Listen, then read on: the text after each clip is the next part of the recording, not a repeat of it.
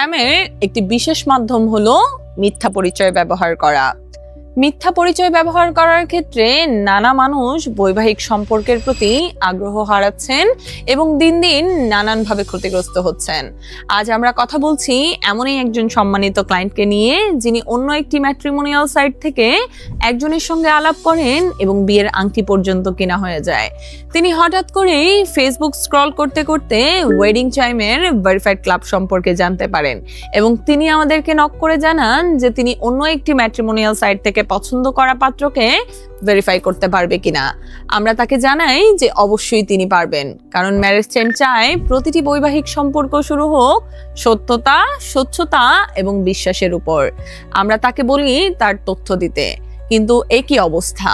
দুর্ভাগ্যজনকভাবে তার ভেরিফিকেশন করতে গিয়ে আমরা পাই তিনি যেই পরিচয়টি দিয়েছেন সেটি তার নয়, বরং অন্য একজনের।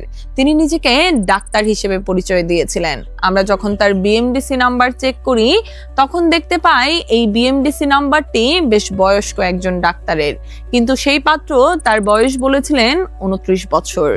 তাই তো আমরা সকলকে সতর্ক করি ভুয়া পরিচয় হওয়া থেকে সাবধান হন। কাউকে পছন্দ করার আগে এবং এগিয়ে যাওয়ার আগে সম্পর্কে তার বিষয়ে ভেরিফিকেশন সম্পন্ন করুন। ম্যাট্রিমোনিয়াল সাইটগুলোতে প্রতারণা এতটাই বাড়ছে, তাই ভেরিফিকেশনকে ম্যারেজ চাইম দিয়েছে সবচেয়ে কঠোরভাবে। তাই তো ম্যারেজ চাইমে প্রতিটি ভেরিফিকেশন সম্পন্ন করা হয় এতটাই জোরালোভাবে, যেখানে বিন্দু মাত্র ছাড় দেওয়া হয় না।